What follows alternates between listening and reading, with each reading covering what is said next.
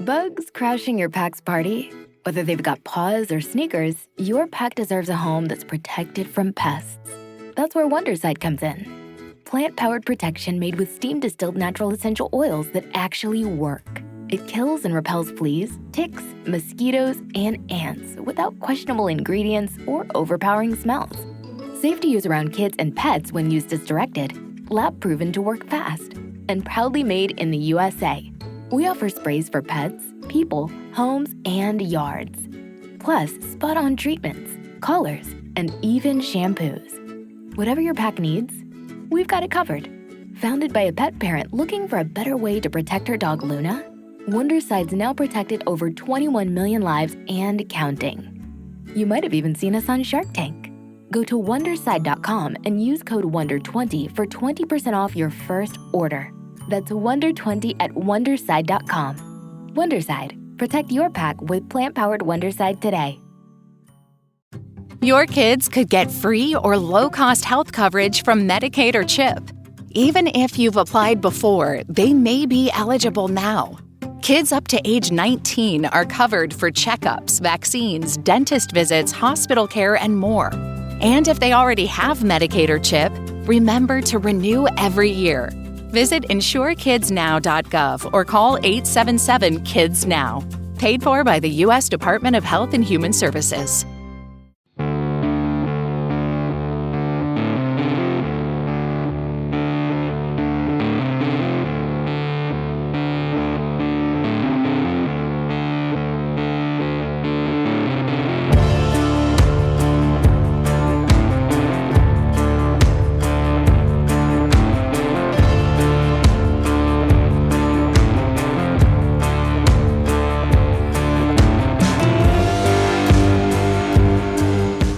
Welcome to the Kulturecast. I'm Chris Stachiw, and I am joined by a man among men. He's a true mensch, the one and only host of the Projection Booth podcast. Your friend and mine, Mr. Mike White. I was told that there would be curry on this episode. Wow. I don't like curry, says white people who don't know what Indian food is. Have you ever had that conversation with someone? You're just like, have you ever tried Indian food? I don't like curry. You have never tried Indian food. Exactly. Like, you need to shut your mouth and go get yourself some samosas. Yeah, go get yourself some biryani or gulab jamun or... if you are a total wimp about Indian food, just butter chicken. Just get butter chicken. Or tikka masala. Yeah. You know what it is? I'm just going to say this as a blanket statement. White people who like to be offended, please be offended. White people don't like food that tastes like stuff. Mm-hmm. Right? At least isn't Americans. that the joke? Yeah. Yeah, that's the joke, right? Like, white bread with mayonnaise on it. Ooh, that's spicy. Indian food has a ton of spices in it, so, I get it. But yeah, holy shit. Indian food's amazing. You know what else is amazing? We're going to be talking about a little Indian film that you have probably never seen, but you should rectify that immediately. We're talking about 1989's Hindi language film, Parinda.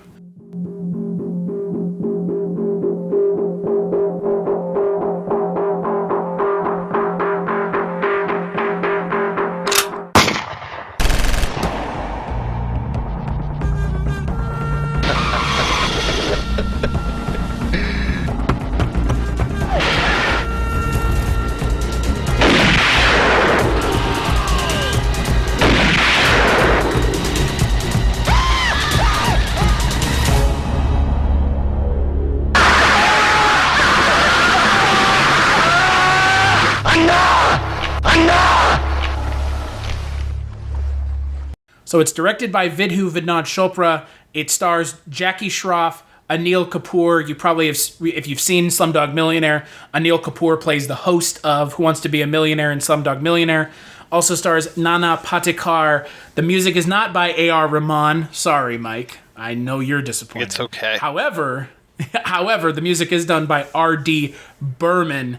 And the film centers on two brothers, one who goes away to the United States to become a learned fellow, and the other one has to stay home and be a gangster to help his other brother essentially become the person that the other one isn't. It's a very, very straightforward story, very simple story, but there's a lot of interesting things at play. There are some fantastic performances. Mike, I know I had initially asked you to be on the Cholet podcast this month for Indian Cinema Month, and you had already done a podcast on it, so no one's going to listen to my podcast. They're just going to listen to yours. Sure. Now that they know that that's a thing, but what did you think of your first viewing of Parinda? I was blown away. It was so much fun. And yeah, this hit so many things that I like. I mean, this was, I think by this time, Hong Kong cinema had already really gotten into the heroic bloodshed genre. And this felt like it was heroic bloodshed. The kind of overwrought, the very dramatic things that were going on. I mean, especially, and I guess it really called to mind John Woo, the death of one character, which just has all of these frickin' pigeons flying around. I was just like, oh, this kind of reminds me of John Woo and his doves, and just the music swelling and all of this. It just tickled me pink watching this movie. So before I give my thoughts, I do want to say we are going to spoil this movie, and I say that for one reason. This is now third film in a row where you will do yourself a disservice by listening to this podcast without having seen the movie. It is, just to give a quick summary, and I think I can speak for both of us, amazing, and you need to watch it. Oh, yeah. But we are going to spoil it, and there are parts of this film that, if you don't know it's coming, you're best left, actually experiencing it, watching the film fresh. So that out of the way, holy shit, this movie's amazing. Look, we talked about Cholet, that movie's amazing. We talked about Entheron, that movie's amazing. They're amazing for different reasons. And this is something that Richard touched on in the first podcast, where he talked about these films, these Indian cinema films, really going for it. And when they go for it, they're going for it 100%. And that is something that is so lacking in even modern American cinema. You get these filmmakers who will take chances, but it feels like chance taking in American cinema has been stifled. And Jess and I talked about that on the last podcast because, nobody makes original films anymore. Everything is an adaptation or remake or, what have you. This film, while the initial setup is generic, straightforward crime drama, the performances, the music, the framing of some of these scenes it's so masterfully done that it bums me out to read that the film was India's official selection for the 1990 Academy Award for Best Foreign Language Film, because this film could have been a contender for Best Film of the Year. And you know what? Should have won, because this movie has so many things that like contemporary audiences gravitate to. And yeah, it's in a different language. So fucking what? Well, it's not even like when you hear about Indian cinema these days, it's like, oh God, I gotta strap in. It's going to be 3.5 hours and it's going to be so many songs and this and that. Yeah, there's some songs in here, but they work in service of the story. And I think this movie's only, like 2.5 hours long? Yeah. Of the films I've watched this month, it is the lightest on musical interludes. And I will say that the musical interludes in this film, one of them, towards the end, completely unnecessary. Yeah. Oh, yeah. Bugs crashing your pack's party? Whether they've got paws or sneakers, your pack deserves a home that's protected from pests. That's where Wondercide comes in. Plant-powered protection made with steam-distilled natural essential oils that actually work. It kills and repels fleas, ticks, mosquitoes, and ants without questionable ingredients or overpowering smells. Safe to use around kids and pets when used as directed. Lab-proven to work fast. And proudly made in the USA. We offer sprays for pets, people, homes, and yards. Plus, spot-on treatments, collars, and even shampoos. Whatever your pack needs, we've got it covered. Founded by a pet parent looking for a better way to protect her dog Luna, Wondercide's now protected over 21 million lives and counting. You might have even seen us on Shark Tank. Go to Wondercide.com and use code WONDER20 for 20% off your first order. That's WONDER20 at Wondercide.com. Wondercide. Protect your pack with plant-powered Wondercide today.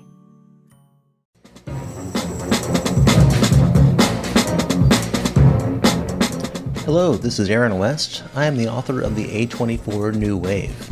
In this book, I look at A24's output and I make the argument that we are in a new wave movement right now. A24 plays a major role. This book has a supplemental podcast where each episode is a brief conversation about an A24 related topic, whether an actor, director, or even a genre. As I continue research for the book and conduct interviews, I expect to record podcast episodes with people involved with the company. You can find the podcast at cinejourneys.com or wherever you find podcasts, and we are proud to be members of the Someone's Favorite Productions podcast network. Like, it's almost, there's a comedic scene between Kishan and Karan that doesn't feel like it needs to be in this film that up until this point has had characters being murdered with wanton abandon. And I would even go as far as to say complete cruelty and brutality. And then there's this like really bizarre like musical interlude that's humorous, because there is another musical interlude that's not humorous, but it just completely stands out as like a really weird choice in the last 3/4 of the film. I was still there with it though. Everything about this movie, I was just like, yep, okay, I'm good. This is good.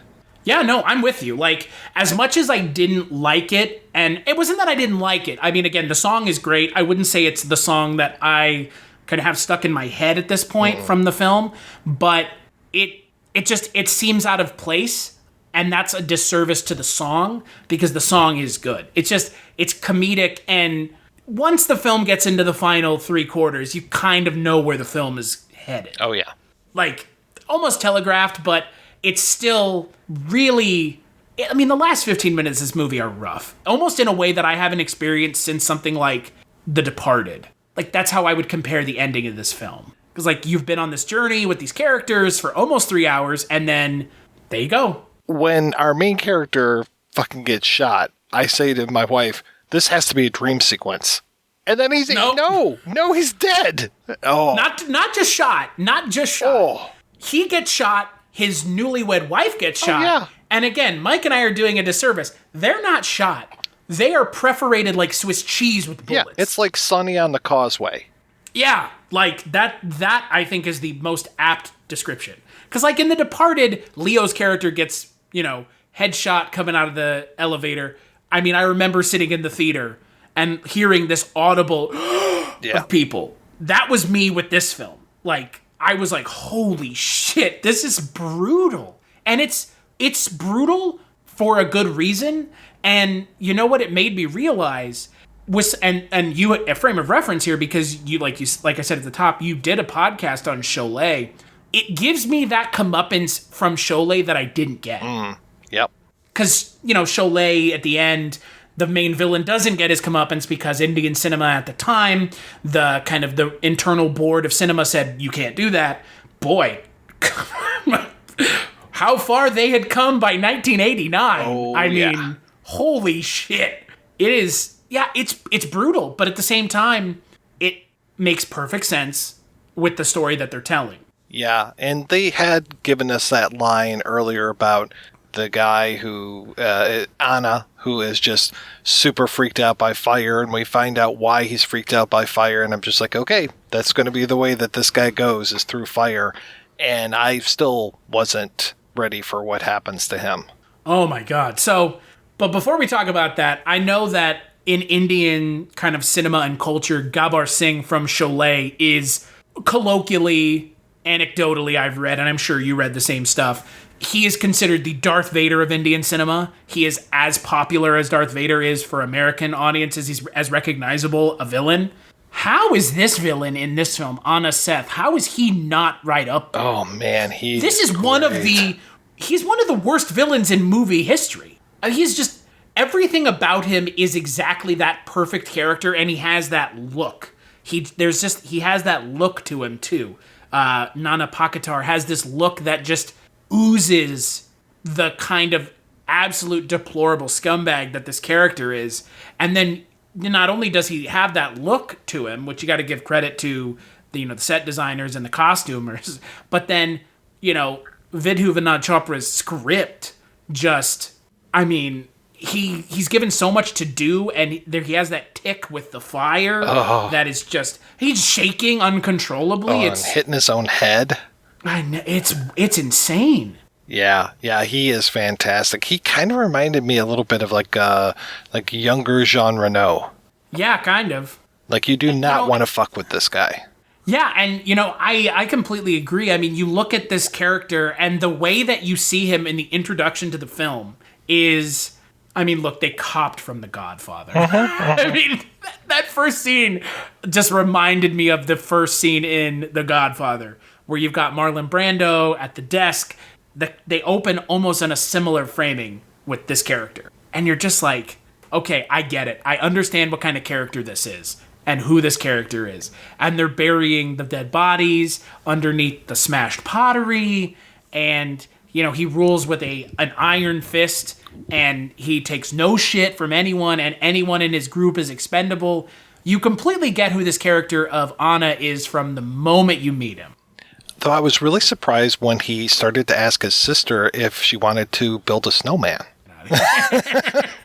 I had to laugh every time he would refer, because he talks about himself in the third person sometimes. He's just like, Anna does this, Anna does. I'm like, your name is Anna. That's pretty funny. Does he want to build a snowman?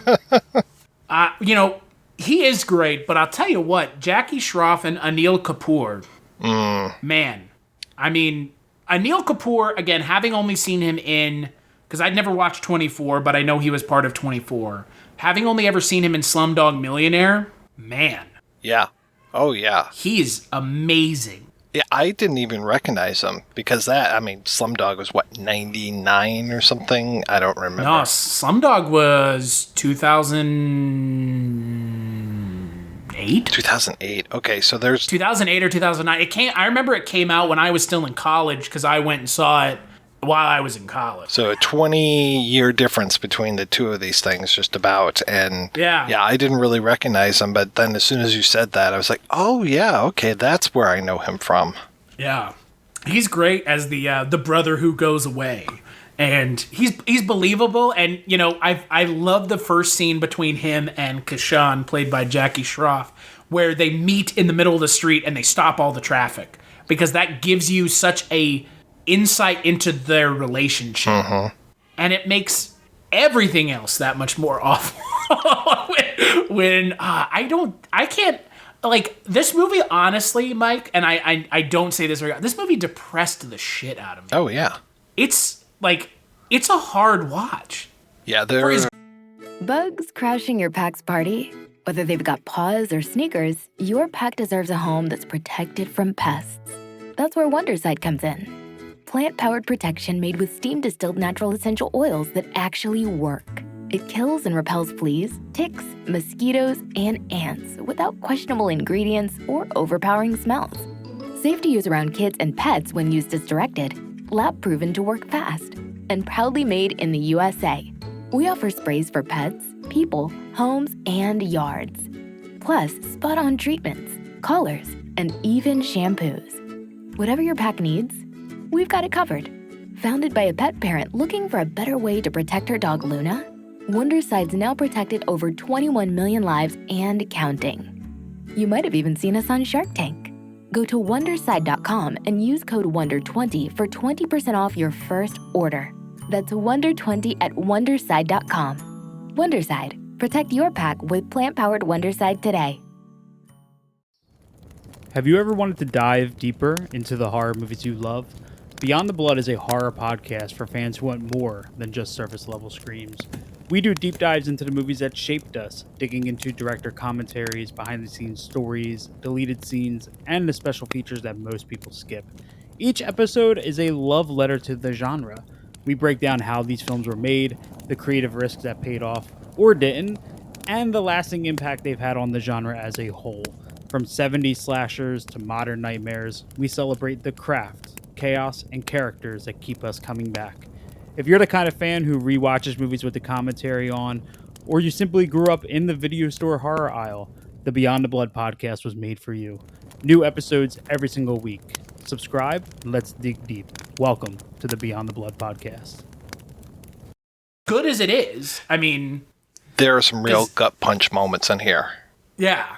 So Karan, played by Anil Kapoor, comes back to India, and him and his brother essentially grew up on the streets, and they were having to scrimp and scrounge for every little bit of money or food. And his brother, Kishan, falls in with Anna, the main villain, pretty early on, and he supports his brother through the rest of their life. So he's the one taking the fall for his brother, essentially, so his brother can have the life that he doesn't have. And I find it hard to believe that Anil Kapoor's character didn't realize what his brother was doing that whole time. Yeah, at first I thought he was simple because he's so happy and stuff. And I'm like, do you not realize what's happening here? And I thought, like, maybe he had gone away because he was in like a special school or something. But yeah, when I realized he was supposed to be a relatively intelligent person who had gone away to school and was living the better life, I was like, how do you not see what's happening with your brother? I didn't get it. Like, do you not see the people he hangs out with? Right.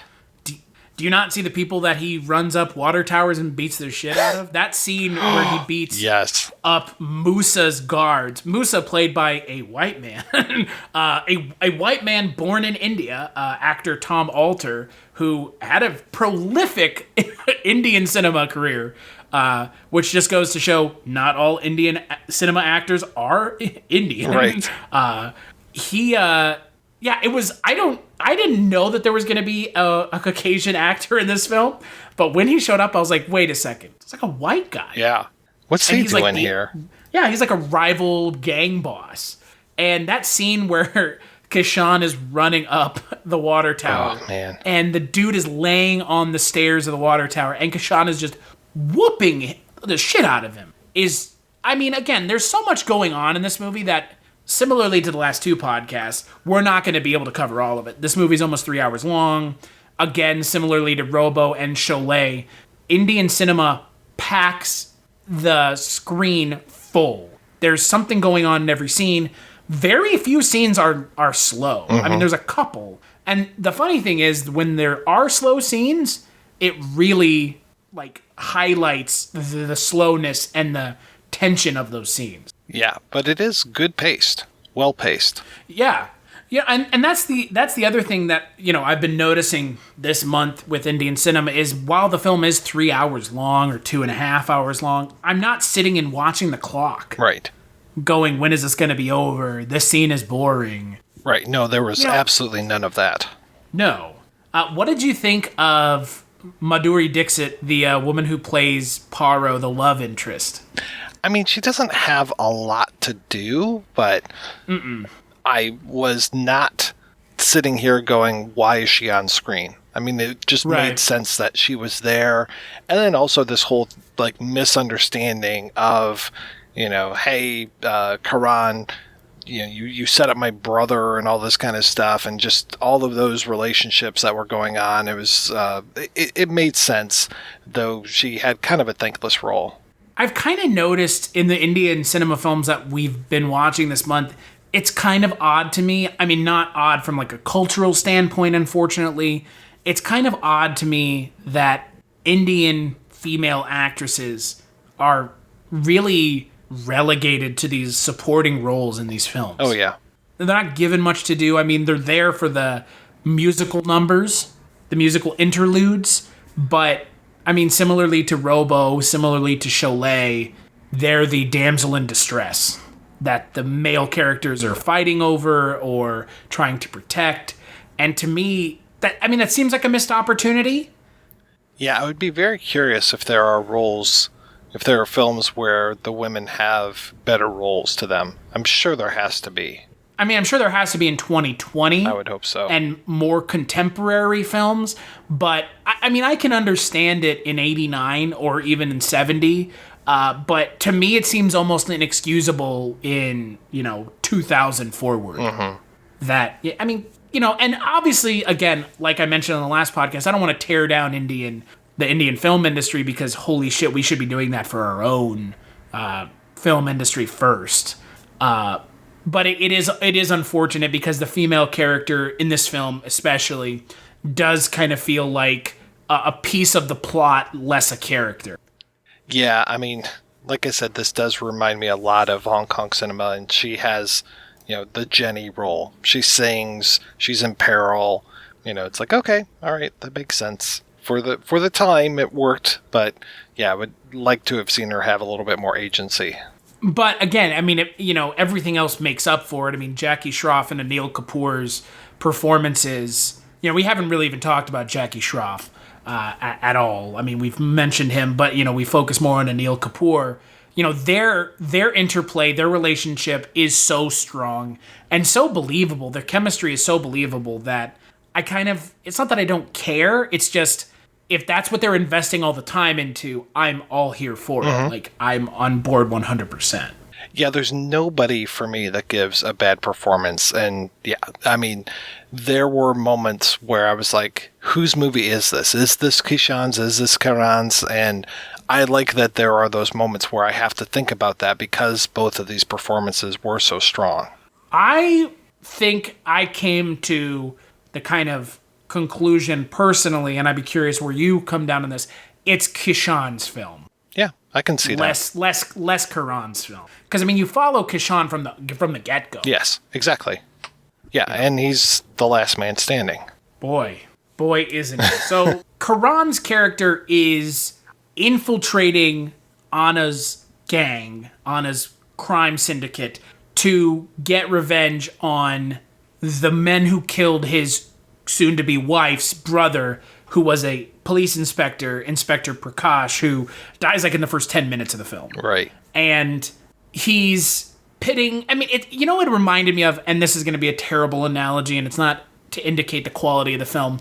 There were moments where I was like, this reminds me of that Tom Jane Punisher film, where he's like pitting them against themselves and they don't know it. Oh yeah, I can see that. But in that film, the hero never gets his comeuppance for doing so. In this film, oh man. Yeah, I can see that. There were other films where I was just like, okay, yeah, this is similar. It's that, yeah, like you said, pitting the gangsters against one another, setting each other up. Like, look at these incriminating photos that were taken of you. What were you doing with this person? It does. The other gang killed him. Right. I didn't kill him. The other gang killed him. So yeah, it was familiar territory, but it was nice to see that change because through so much of this film, Karan is just like, hey, I'm the innocent boob and what's going on? I don't know what's happening. And then finally when he figures stuff out, it's like, hey, I'm now a badass and I'm going to go after these guys. He like really changes the way he walks, the way he moves and everything. He's just like, okay, now I'm going to do this. And then I'm like, all right, great. Now we have like a vigilante kind of a film. And it's very interesting that he is doing this and still has to, keep his brother out of this stuff. And his brother is much more of a real badass. And Karan is just kind of pretending to be a badass. It is all just for show. And when he has this kind of final breakdown moment with Paro at the end of the film, his love interest, Karan essentially says, what are we going to teach our kids to kill people? I mean, I've killed people now. I've gone against every fiber of my being to get revenge for you and ostensibly for himself as well, obviously. And he's like, you don't need me around. I'm the problem. And I appreciate that journey that the character goes on because it is such a transformative journey. Obviously, then you have the end of the film where he's cut down in cold blood, but I like that journey because it's an interesting journey because, like you already mentioned, he gets sent away by his brother, and his brother was trying to protect him from this life, and he can't. And he laments it in one of the film's best scenes. Yeah, there are some real heartrending moments in this movie. There's a scene about halfway through the film where Anna tells Kishan, hey, your brother can't testify against one of the three men who killed this inspector. He can't testify, so either you convince him not to testify or kill him. Right. And then, of course, once Kishan leaves the room, he tells his other lackey, I think it's Abdul, he's like, if he doesn't kill him, kill both of them. Fuck them both. Oh. And that scene, when they're on the boat, sets up the finale of the film perfectly. They actually echo the lines at the end of the film. Yeah. About, there's, if you've been killing all these people, someone's going to come for you eventually in your family. And look, that's what happens. So it is heartbreaking because they set up their own. They understand their own demise is coming, and they know where this is headed. And Karan's character is smart enough to know that someday someone's going to come for him. He wouldn't have thought it would have been because of his own doing, but unfortunately, it is. Yeah, I mean, he is no, Tony Montana. Just like, I'm at the top of the world, nothing can touch me. And I'm glad that they all have this pathos. And he's like, I'm out of here. Like, I want to run away. I want to get away. Let's run away and start a new life. And it's like, nope, you don't get to do that. Not in this universe, and not in reality. Frankly, I mean, that's kind of that is the thing that I think American audiences have a hard time with. Don't make it real, make it fun, and make it an entertaining film. And American audiences hate a sad ending. So much so that you have films like a film we watched earlier this year, Pennies from Heaven, lambasting that fact. Everybody deserves a happy ending. And it's like, not everybody deserves a happy ending. Some characters effectively fuck themselves out of a happy ending, like Karan's character does. And I mean, I really love that about this film because it says, no, I'm not going to do the traditional, Hollywood ending where they get away and they all live happily ever after. Like, no, I'm not going to do that. And I really appreciate that about the film. Yeah, no, it was 100% appropriate. Yeah, I completely agree. So let's talk about the finale. So Karan and Paro get married. They go off on a boat that Kishan got for them, and they're going off to start their new life. And the white gang boss, played by Tom Alter, who had been essentially, I guess, in cahoots with Karan, and as much as he was helping take down Anna's gang, and that's it. Yeah. Could you figure out why he told him? Not really, no. That was the one kind of sticking point, and that's the thing I've been going over in my head since I watched it. Why? I didn't get it. Yeah. Because to me, there's no character motivation for telling the rival gang member's character, hey, the guy inside of your gang is destroying you from the inside out. Like, why wouldn't he just let it continue? Yeah, it was a little false. Yeah, it felt weird to me, but they get away, and then Anna turns out he knows that Karan killed Francis, killed Abdul, and killed, what's the other guy's name? There's a third guy. I don't remember the third character's name. No. Rama. And Anna goes to the boat while Karan and Paro are just getting done making love. And like we mentioned before, he guns him down. Ugh. It is, I mean, it's up there for me with some of the most brutal death scenes in film I've seen in a long time. Oh, yeah. Because Anna busts in, he's got like a Tech 9, and he just unloads on him. And I mean, unloads. Like, there are no bullets left in a 30 bullet clip gun. Oh, yeah. And he just keeps shooting. Oh, it's awful. I mean, the amount of overkill was one of the reasons why I was like, oh, that's not real. There's no way. This has to be a dream sequence. Okay, so okay. I was curious what your reasoning was. So it makes sense. I mean, like, yeah, it's like a revenge fantasy, right? Yeah. And I was just like, well, it just can't be, I was like, whose dream would it be? Would it have been Anna's dream? Or, because it would be weird to dream about yourself getting murdered. But yeah, I was just like, no. And we can't lose our hero like this. But it does make sense. Yeah. And I mean, Hello, this is Chris Haskell from They Live by Film. For those that don't know us, Adam, Zach, and I, we built a podcast over the last 2 years that's a combination of film discussion from 3 very different perspectives, as well as industry interviews with the leaders in boutique Blu-ray and 4K community. We started with Deaf Crocodile, but over time we've been lucky enough to speak with Arrow Video, Severin, Mondo Macabro, Vinegar Syndrome, Radiance, Indicator, most of the OCN partner labels. It's been a blast. You can find us wherever you podcast, and also actually recently as part of Someone's Favorite Production Podcast Network. We hope to see you online.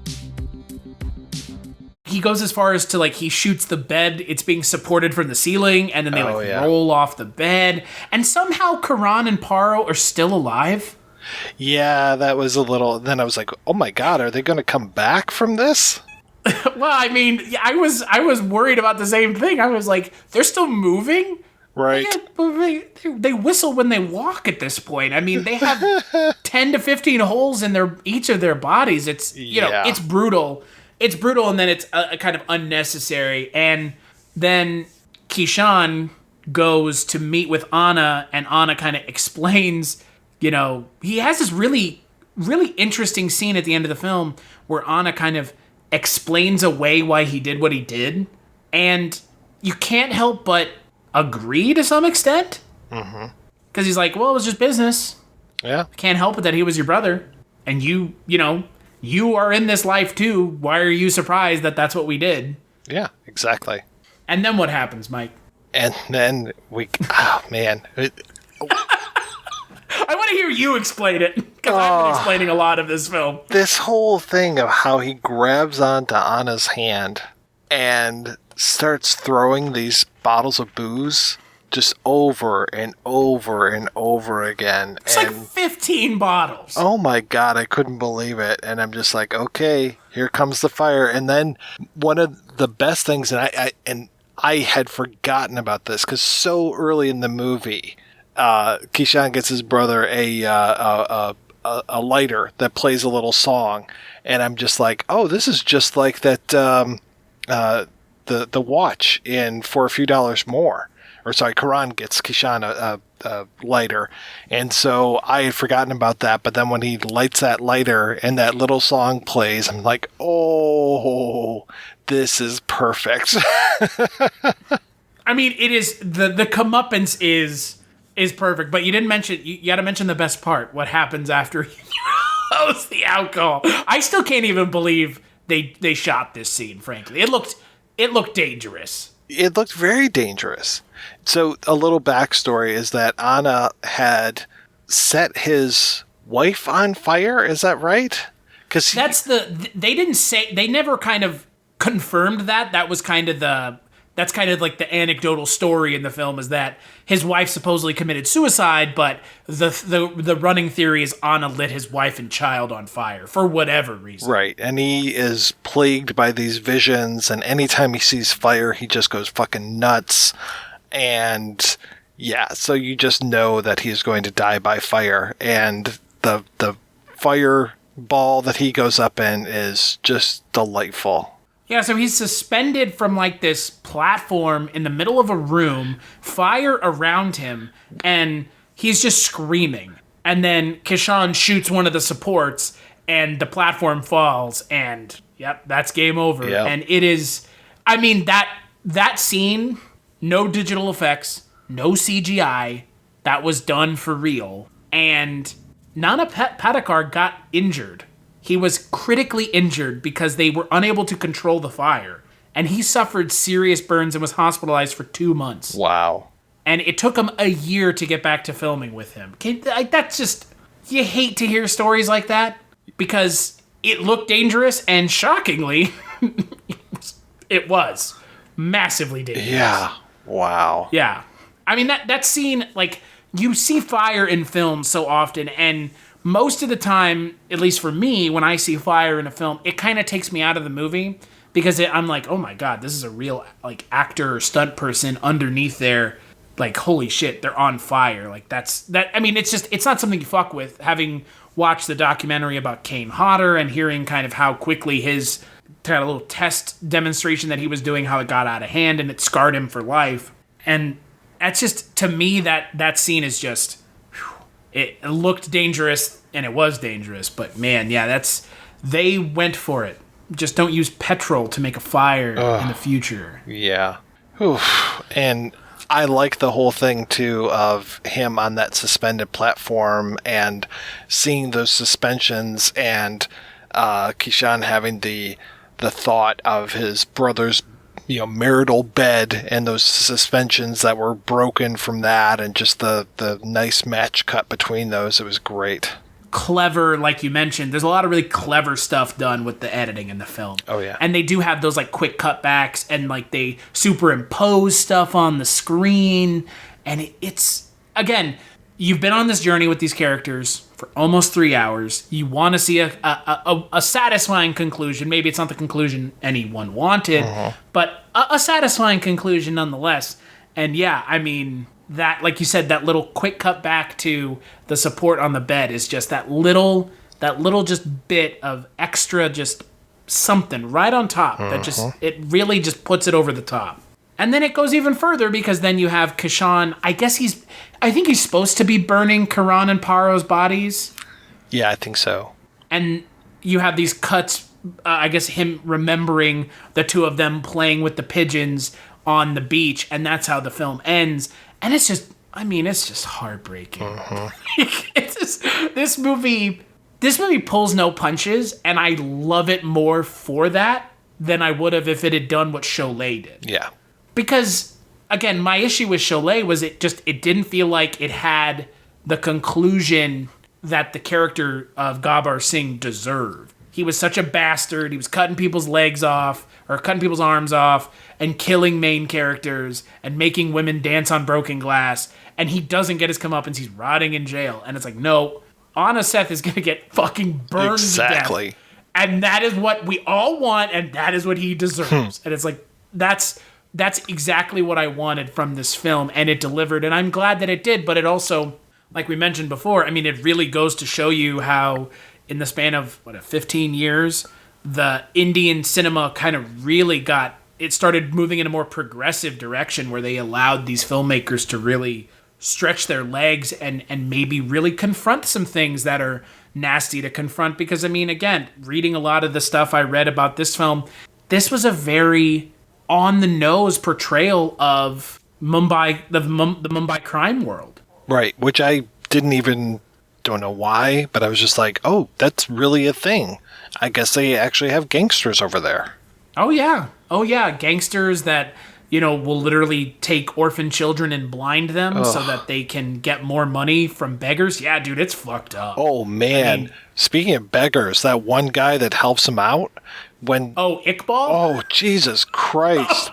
We didn't even talk about that. Oh, man. That whole ordeal in the movie is probably even more so. It's more heartbreaking than the main character's demises because it's awful. Yeah.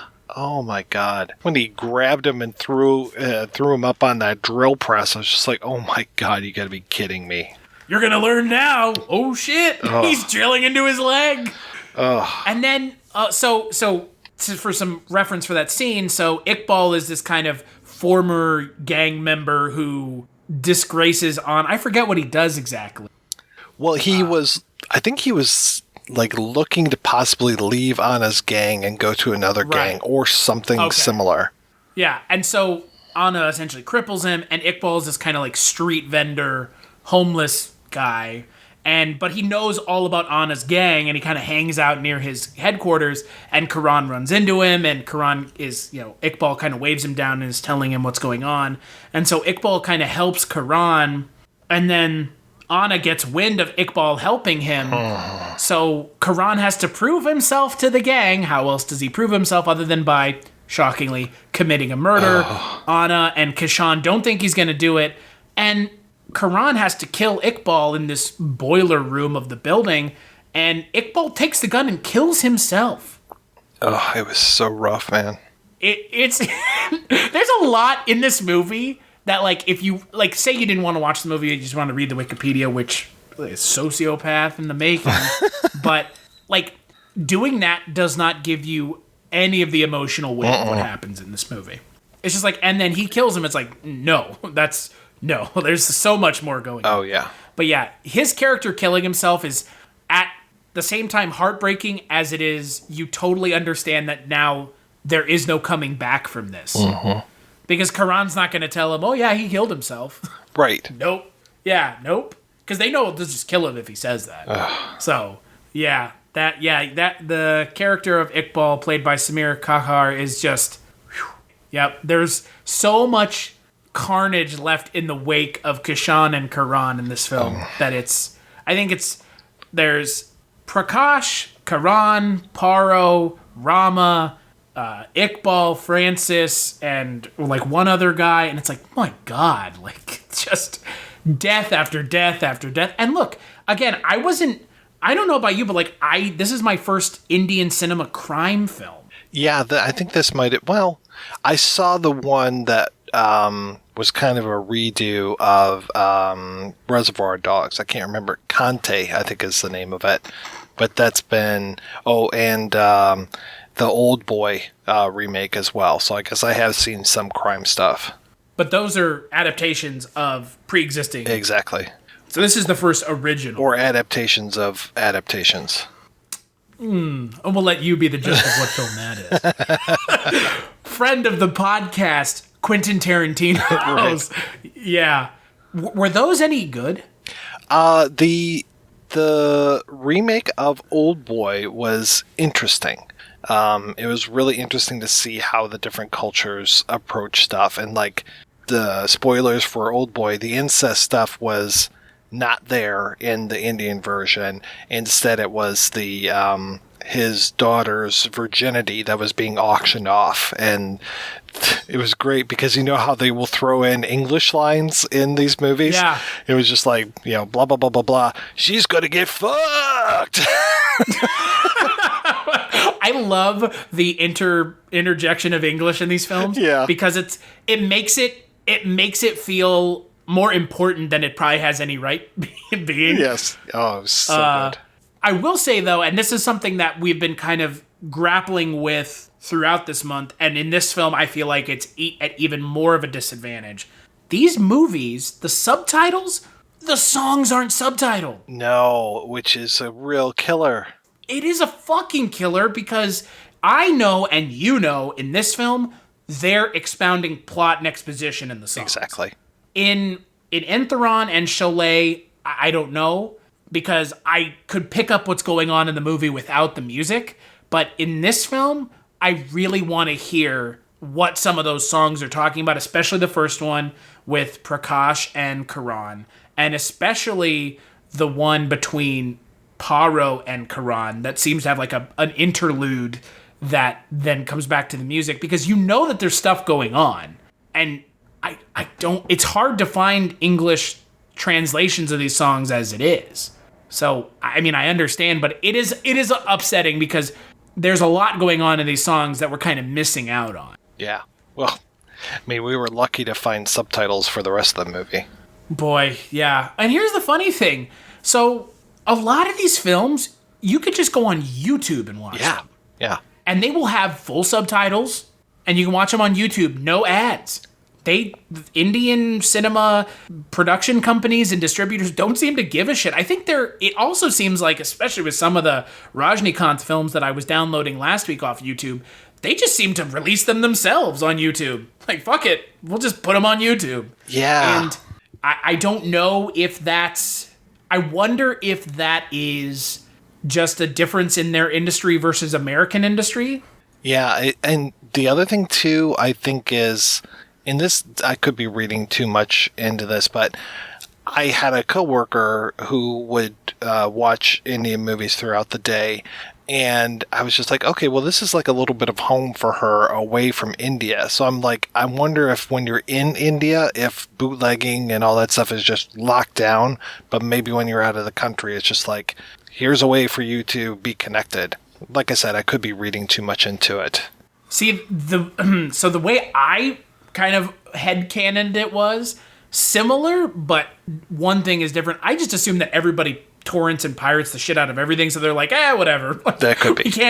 We can't fight them, so... Hello, my name is Kevin Tudor, and I'm one of the 3 hosts of Almost Major, a film podcast dissecting many major indie studios and the films they release. Every week, myself, Charlie Nash, and Bryden Doyle discuss overlooked, forgotten, or bona fide classic indie films via studio-specific miniseries. We've previously covered numerous films from Artisan Entertainment, Lionsgate Films, and New Line Cinema. Titles including The Blair Witch Project, American Psycho, Dogville, But I'm a Cheerleader, Saw, Requiem for a Dream, and Ringmaster, you know, the Jerry Springer film.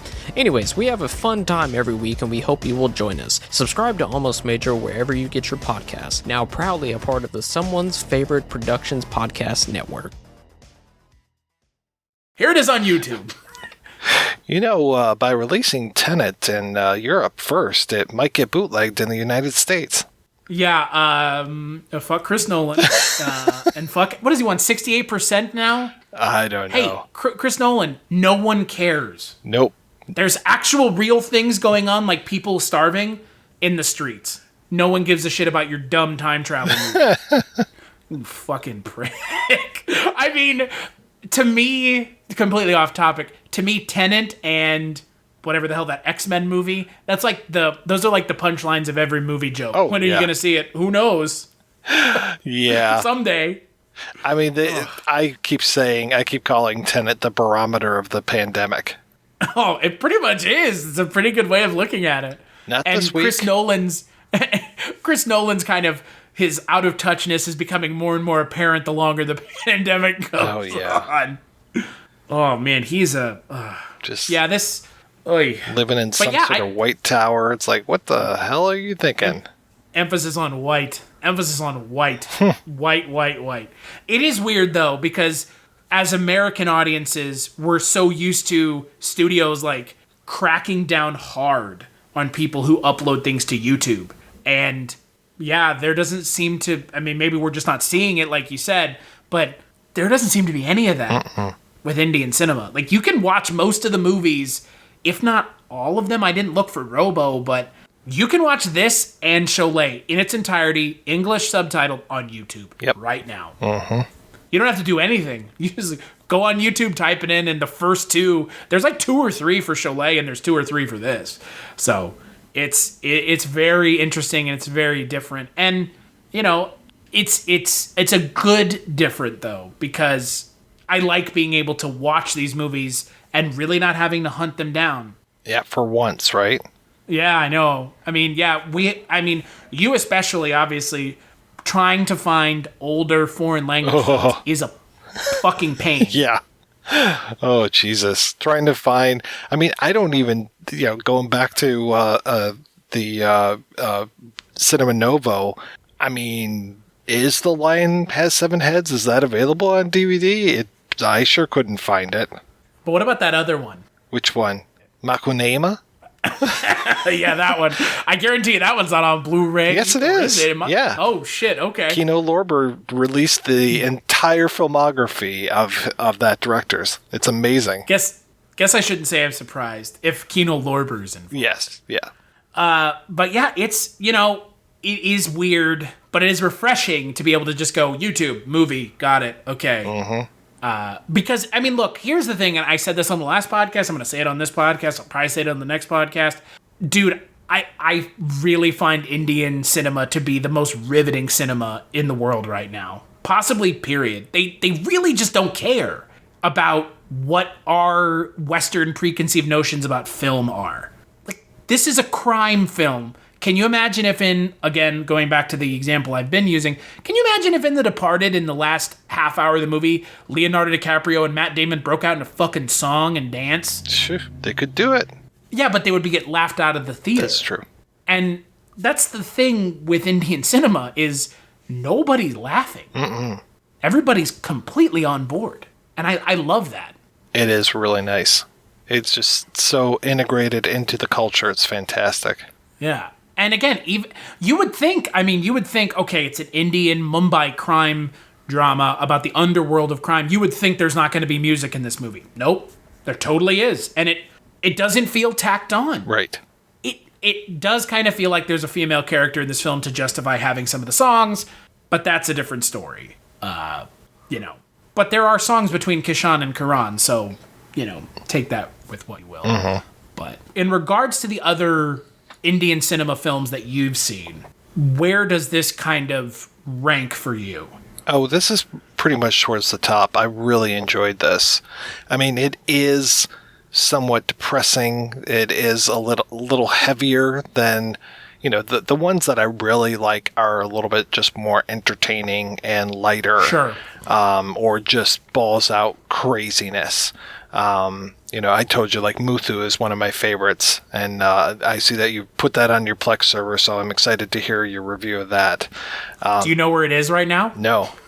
It's on YouTube in its entirety. Nice. It's on YouTube. I mean, the whole fucking movie. It's mind-boggling. That's to wild. me. Like, what are you doing, guys? I guess it doesn't matter. I mean, who cares? Yeah. But, so I tend to like the frothier ones a little bit more. But, yeah, this is great. I definitely see the appeal, and I'm glad that you asked me to be on this episode. I'm glad. I mean, I am particularly glad you were on this episode because of your affinity for Hong Kong crime cinema. And this is right up there. Oh, yeah. This really just feels like the Indian cinema version. And I actually, as much as I've been talking about how much I want to keep watching Indian cinema films, and you know what, I think at this point, through the end of the year, I'll probably be watching a ton of it. I do want to laser focus in on specific subgenres within Indian cinema. Because Indian crime drama, to me, again, like you mentioned, I don't normally associate Indian cinema, and that's on me, not on them. Right. The industry. I don't associate it with that. I associate it with bright colors, bombastic set pieces, over-the-top musical numbers. This movie has none of that. But it has the other things that make it just as equally entertaining. Exactly. So what would you give the film out of 5? I'd probably give this a solid 4 out of 5. I would give it like a 4.5 out of 5. I'm tempted to give it a 5. Wow. It's that good. Can't speak to the inevitable yet oddly bizarrely remade by the director of the original film American Remake. Yeah, I have yet to watch that one. I'm a little concerned. Well, the cast looks good. Yeah, but Thomas Jane and sometimes we don't necessarily get along that well. I love Tom Jane, but I'm right there with you. He was good as the Punisher and in The Mist. Oh yeah. But past that, he just wants his kids back. That's all I know. I mean, that's always the fucking his role in Arrested Development is probably my favorite thing about that entire sad excuse for a comedic show. But also Vincent D'Onofrio's. I mean, it's got a lot of really good actors, but boy, it looked like it was critically lambasted into the ground. Yeah. Yeah, I mean... Also, why is the director remaking his own movie? That's a good question. I mean, I guess to get out to a better audience? I don't know. Bigger audience? Sure. Not better and audience. It was like 5 years ago. It was like recent. Yeah. Like well-known American actors: Vincent D'Onofrio, Anton Yelchin, Chris Marquette, Tom Jane, Sean Patrick Flannery. I realize most people don't know who the hell Chris Marquette is, but he was the nerdy director, movie-obsessed guy from critically underrated The Girl Next Door. Mm-hmm. I just when I read that there was a remake and it was by the same director, I was like, oh, I should watch it. And then I read that it's like nowhere near as good, and I was like, no, I'm good. Yeah. Pass. Even though Alfonso Cuarón has a quote on the poster, and James Cameron of all people. Wow. So maybe they know more than we do, but I doubt it. Yeah. It's like that scene from The Simpsons. Hey, Tom Clancy, can you give us a thing for the front of the book? I didn't read it. Okay, that's enough. Oh, man. So on that note, we'll take a break and we'll talk about what the final film...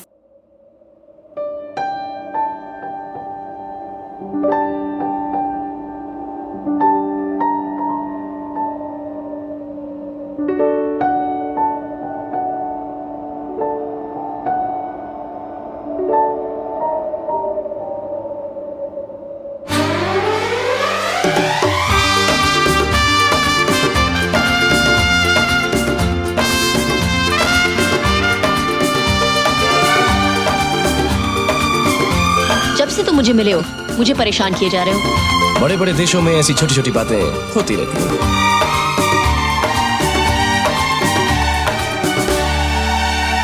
अगर ये तुझे प्यार करती है तो ये पलट के देखेगी पलट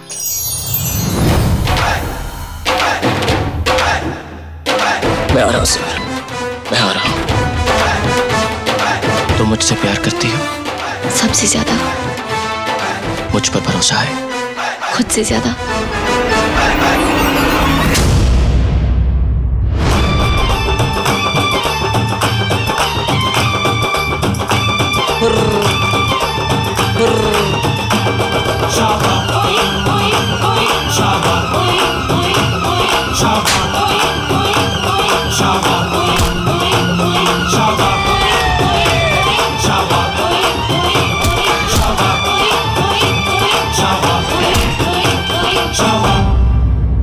यहाँ तुम्हें अपनी दुल्हन बनाने के लिए आया हूँ और तुम्हें यहाँ से ले जाऊंगा तभी जब तुम्हारे बाबूजी खुद तुम्हारा हाथ मेरे हाथ में देंगे।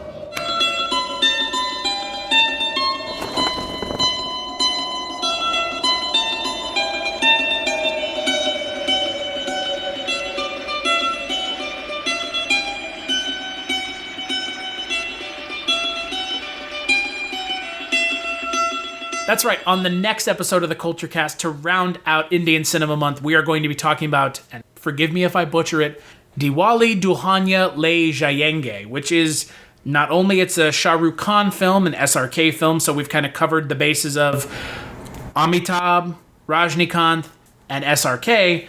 It's also one of the most popular Indian cinema films of all time. It's apparently still playing in some theaters in India. Wow. And the film came out in the mid-90s, so holy shit. It is a departure from this, though. It is a romantic comedy, which is what SRK seemingly cut his teeth on early in his career before he became the Shah Rukh Khan of note and of popularity and esteem that he is now. So I will be joined by Jess and Maggie on that episode. Until then, what have you been up to at the projection booth, Mr. White? Well, just keeping it real. This month has been a return to older films that people have actually heard of. So things like All That Jazz and Enemy Mine and F for Fake. So it's we got away from 1969 and Cinema Novo and stuff just for a little while. And then we plunged right back into Checktember in September and get to hear your vocal talents on our All My Good Countrymen episode. Another great film. Yeah, I'm excited for people to hear that episode, and I'm hoping more people will check out that movie because it is so good. No pun intended, right? Oh. Hoping people will check out that Check film. it out. Check it out. Yeah, you should totally check out that episode because it's a full-length commentary that we did on the film. And the movie is, it's depressing as fuck. Kind of like this movie. Yeah. It's a real depressing movie, but you know what? I'm okay with that because it was good. And if you, like Mike mentioned, you should totally check out the projection booth all the time, not just when I'm on it. Well, those are better. I don't know about that. I don't need that kind of ego inflation. Oh, wow. Okay. I'll tone it down a little bit. As for me, you can find me on Twitter, casualty_Chris, Chronicles from the Crypt, Dreams for Sale, Barney Miller, Scary Stories We Tell. I don't know. I'm just running out of spots on my business card at this point. I'm gonna have to get a little drop down to get the rest of them in there. Kulturecast on Twitter, kulturecast.com, patreon.com/kulturecast is where you can go to help us out. Give us a review on iTunes and Google Play.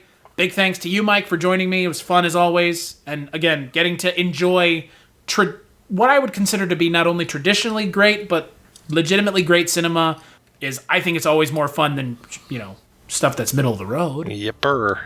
And we'll catch you on the next episode.